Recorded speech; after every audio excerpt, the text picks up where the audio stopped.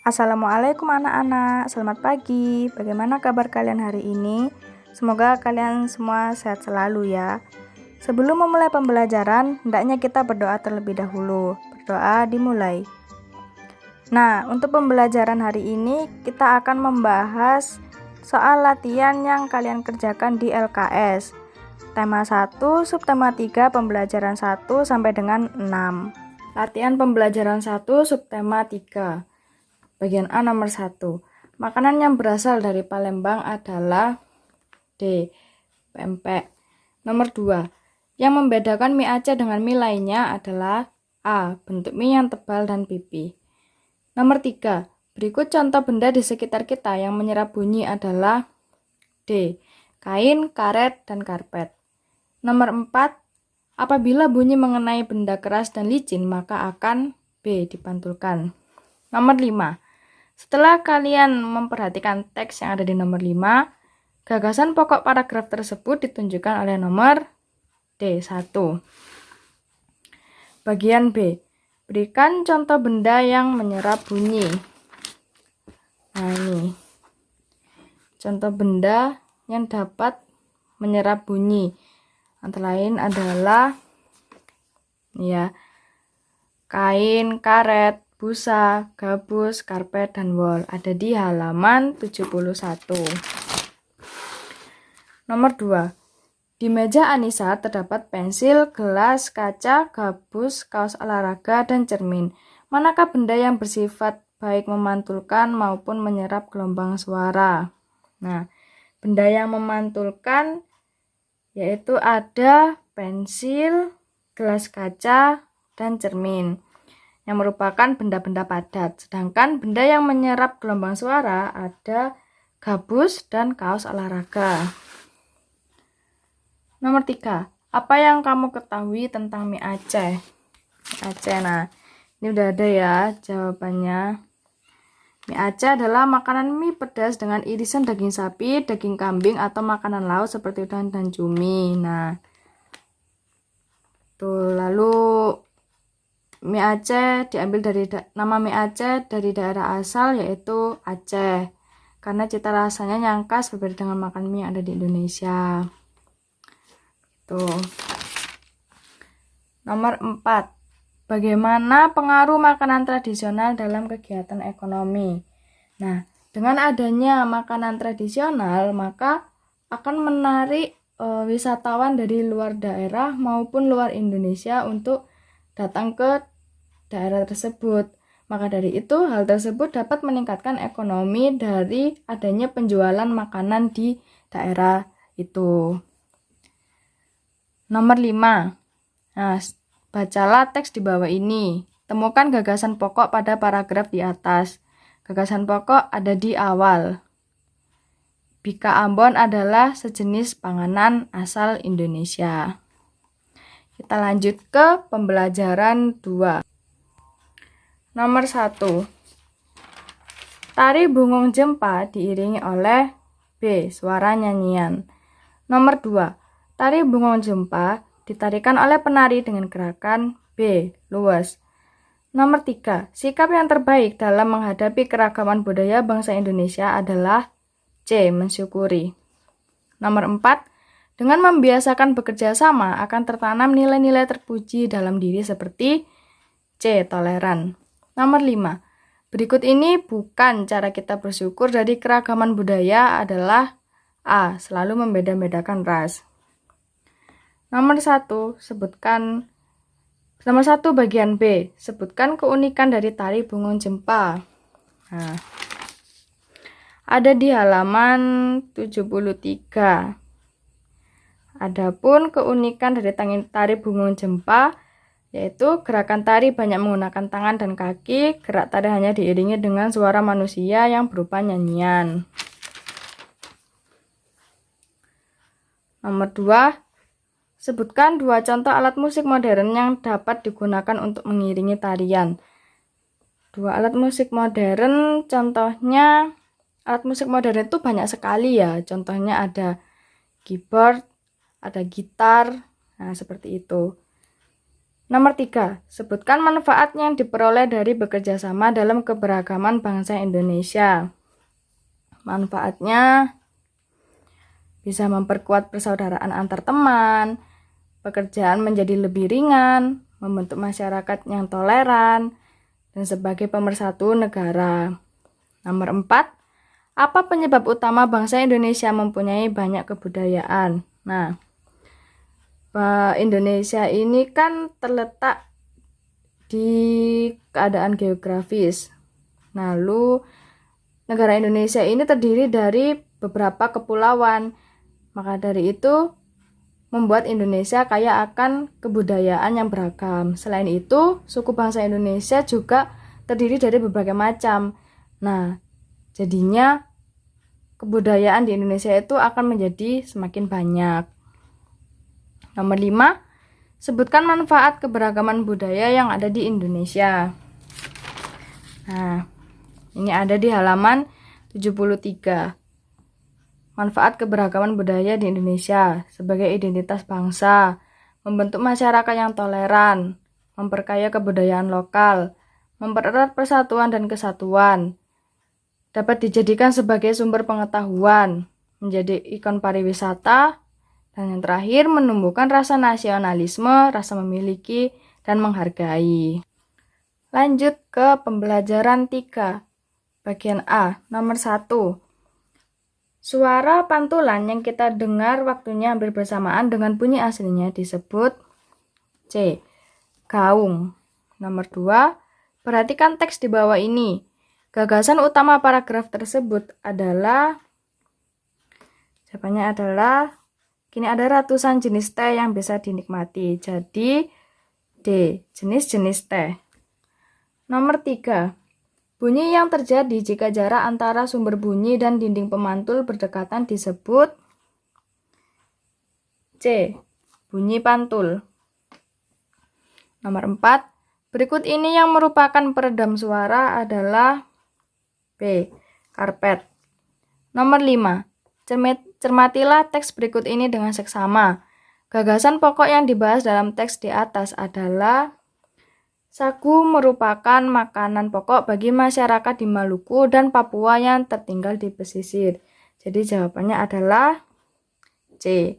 Sagu makanan pokok masyarakat Maluku dan Papua. Bagian B, nomor 1. Apa yang dimaksud gema?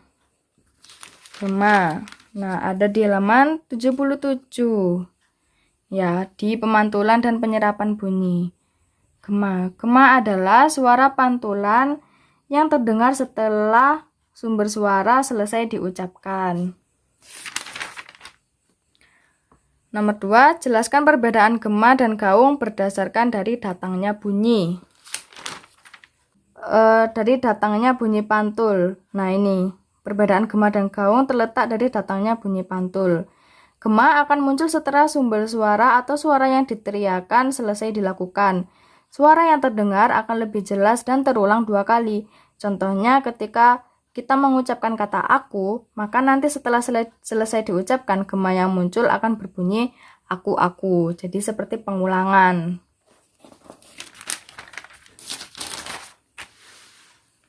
Nomor 3. Jelaskan perbedaan gema dan gaung berdasarkan kecepatan pantulan suara. Nah, berdasarkan kecepatan pantulan suara. Pada gema, kecepatan pantulannya akan lambat. Kenapa? Karena kondisi ini terjadi akibat letak sumber suara dengan penghalang suara yang jauh. Perhatikan teks di bawah ini. Untuk nomor 4, tentukan gagasan utama paragraf di atas. Paragraf di atas, jadi ini gagasan utamanya terletak di akhir paragraf, yaitu kesibukan sudah amat riuh di stasiun kereta api Beos ketika sinar matahari baru muncul dari ufuk timur. Kenapa di akhir? Karena di awal ini merupakan kalimat penjelas, jadi tidak bisa dimasukkan ke gagasan utama. Lalu nomor 5, apa perbedaan nasi kapau dengan nasi padang? Ya, di halaman 76. Nasi kapau. Ini. Nah, di warung nasi Padang, lauk pauk akan dipajang di etalase besar dan disusun hingga tinggi, sehingga para pembeli bisa langsung memilih ingin membeli lauk yang mana. Sedangkan jika di warung nasi kapau yang ada di daerah Sumatera Barat, umumnya lauk pauk akan dihidangkan dalam wadah besar di sebuah meja yang lebih rendah daripada posisi duduk penjualnya. Seperti gambar ini ya, ini menjual nasi kapau. Latihan pembelajaran 4 subtema 3. Perhatikan teks berikut untuk menjawab soal nomor 1 dan 2. Nomor 1. Kalimat utama paragraf pertama teks tersebut ditandai dengan nomor. Kalimat utama itu apa? Kalimat utama itu adalah kalimat yang berisi ide pokok atau inti dari suatu paragraf yang kemudian nantinya kalimat itu akan dijelaskan lagi oleh kalimat penjelas selanjutnya. Jadi berbeda dengan yang sebelumnya, berbeda dengan gagasan pokok ya. Kalau gagasan pokok itu kan inti dari satu paragraf itu dan biasanya selalu terletak di awal paragraf. Tapi kalau kalimat utama itu tidak selalu berada di awal, bisa saja di tengah-tengah atau mungkin di akhir paragraf. Yang pasti mengandung inti teks yang akan dijelaskan lagi nantinya di kalimat selanjutnya. Jadi kalimat utama paragraf pertama jawabannya yaitu A. Ini ya, setiap daerah memiliki makanan khas sebagai ciri-ciri budaya atau kearifan lokal. Nomor 2, ide pokok paragraf kedua teks tersebut adalah paragraf kedua. Jadi ide pokok itu ada di setiap paragraf, tidak langsung dari awal sampai akhir begitu ya. Jadi per paragraf. Nomor 2, jawabannya A. Pecel adalah salah satu makanan khas Jawa yang terdiri atas sayuran-sayuran rebus dan sambal kacang yang banyak digemari orang. Nomor 3, apabila ada teman yang meminta tolong, harus kita C. Bantu. Nomor 4, perbedaan hendaknya dipadukan sehingga menjadi kekuatan untuk menyatukan tekad dan tujuan dalam memperkukuh C. Persatuan dan kesatuan. Nomor 5, temanmu jatuh dari sepeda. Kamu bergegas menolongnya dengan dilandasi sikap berikut kecuali B. Pamrih. Bagian B nomor 1. Bacalah teks untuk menjawab soal nomor 1 dan 2. Apa ide pokok dari paragraf di atas? Nah, kalian baca dulu. Yang merupakan inti dari paragraf ini tuh apa yang menjelaskan tentang paragraf ini? Nah, jawabannya yaitu ada di kalimat ketiga. Cabai mengandung capsaicin yang dipercaya oleh sekelompok ilmuwan dapat menjadi obat kanker paru-paru. Nomor 2, tuliskan kalimat utama pada paragraf tersebut. Sama ya, sama seperti ide pokok tadi. Cabai mengandung capsaicin yang dipercaya oleh sekelompok ilmuwan dapat menjadi obat kanker paru-paru. Nomor 3, bagaimana sikap kita bila ada teman yang sedang kesusahan? Yang pasti menolong sesuai dengan kemampuan kita. Nomor 4, berikan 3 contoh perilaku baik di sekolah. Menghormati teman, menghormati guru, menghormati petugas sekolah, mengerjakan tugas, mematuhi tata tertib. Banyak ya kalau di sekolah. Nomor 5, apa arti dari persatuan dan kesatuan? Yaitu bersatunya macam-macam corak yang beraneka ragam untuk menjadi satu kebulatan yang utuh dan serasi. Latihan pembelajaran 5 subtema 3 bagian A. Nomor 1, Indonesia memiliki keragaman budaya yang harus kita B. banggakan. Nomor 2, berikut yang bukan termasuk unsur keragaman sosial budaya adalah D. Mata uang. Nomor 3, wayang kulit termasuk seni pertunjukan dari daerah wayang kulit dari Jawa Tengah. Nomor 4, tempat yang digunakan untuk menampilkan tari disebut B. Panggung. Nomor 5, bentuk pengamatan, penilaian, dan penghargaan terhadap suatu karya tari disebut A. Apresiasi karya tari. Bagian B. Nomor 1. Apa saja keanekaragaman yang dimiliki bangsa Indonesia? Banyak ya, Indonesia itu memiliki keanekaragaman yang sangat berbagai macam. Antara lain ada suku bangsa, bahasa, agama, makanan, pakaian, rumah adat, dan lain-lain. Nomor 2, berikan contoh kesenian dari Provinsi Jawa Tengah yang sudah diakui oleh UNESCO. Nah, ada di halaman 84, keragaman sosial budaya di Provinsi Jawa Tengah. Ini ada selain batik, ada juga wayang kulit. Jadi jawabannya adalah batik dan wayang kulit. Nomor 3, apa ciri khas dari tari gambyong? Tari gambyong ini berasal dari Surakarta. Ciri khasnya dibuka dengan gending pangkur, kemudian bersamaan dengan gerakan tarian yang dilakukan oleh penari yang terlihat indah dan elok dalam menyelaraskan gerakan tari sesuai dengan irama gendang yang dikendangkan. Nomor 4, apa yang dimaksud dengan apresiasi tari? Apresiasi itu apa sih? Nah, apresiasi itu suatu proses dalam memberikan bentuk penghargaan atau penilaian. Jadi, jika yang ditanyakan apresiasi tari, maka melakukan penilaian atau penghargaan terhadap suatu karya tari. Nomor 5, apa saja bentuk persiapan dalam sebuah penampilan karya tari? Ada di halaman 83 ini. Nah, persiapannya dari penentuan bentuk tari, jumlah penari, penggarapan gerak, dan pendukungnya. Pendukung ini bisa seperti properti atau tata rias, kostum, seperti itu. Latihan pembelajaran 6, subtema 3, bagian A nomor 1. Pada saat perayaan HUT Kemerdekaan Republik Indonesia, sering diadakan permainan tarik tambang. Permainan tersebut mengajarkan masyarakat untuk bisa menang, maka kita harus D, bekerja sama. Nomor 2, kerjasama merupakan kegiatan yang dilakukan antar sesama manusia untuk mencapai C, tujuan bersama. Nomor 3, berikut ini sikap yang menunjukkan persatuan dan kesatuan di lingkungan sekolah, yaitu B, saling bekerja sama saat piket kelas. Nomor 4, susunan pada sebuah paragraf biasanya terdiri atas B, satu gagasan pokok dan beberapa gagasan pendukung. Nomor 5, contoh kerjasama yang harus dihindari adalah D, memetik mangga milik tetangga. Bagian B, bacalah teks di bawah ini untuk menjawab soal nomor 1-3.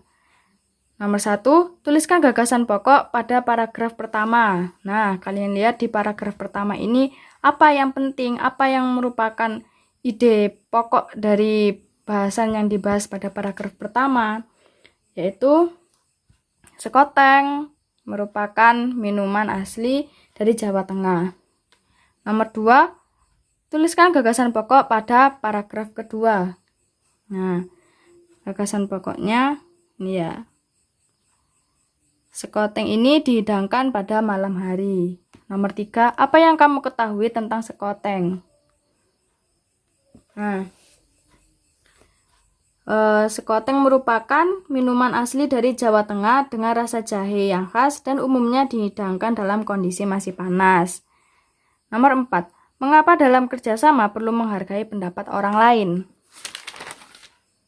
Nah, ini ada di halaman 86, dibacaan nilai-nilai dalam kerjasama. Menghargai pendapat orang lain. Nah, ini. Dengan adanya masukan itu, kita nantinya dapat memperbaiki atau menambah apa yang kiranya perlu diperbaiki, sehingga akan lebih cepat dalam mengerjakan suatu pekerjaan. Nomor 5, jelaskan nilai tanggung jawab dalam sebuah kerjasama. Tanggung jawab dalam sebuah kerjasama itu biasanya ada pada kegiatan tim atau kelompok. Di sini sudah dijelaskan adanya tanggung jawab itu, maka seseorang tidak akan membiarkan temannya untuk bekerja sendiri. Mereka akan merasa bertanggung jawab untuk mengerjakan pekerjaan itu karena mereka adalah sebuah tim. Tidak ada tim yang melakukan pekerjaan tanpa adanya kerjasama. Maka dari itu, yaitu bentuk tanggung jawab mereka yang ada di dalam tim. Jadi tanggung jawab itu merupakan bagaimana cara kita melaksanakan amanah yang diberi, ya seperti itu. Jika tanggung jawab tim, maka tanggung jawab secara kelompok. Baik anak-anak, Ibu rasa cukup untuk pembelajaran hari ini. Semoga bermanfaat bagi kalian semua dan sampai bertemu lagi di pembelajaran yang selanjutnya. Wassalamualaikum warahmatullahi wabarakatuh.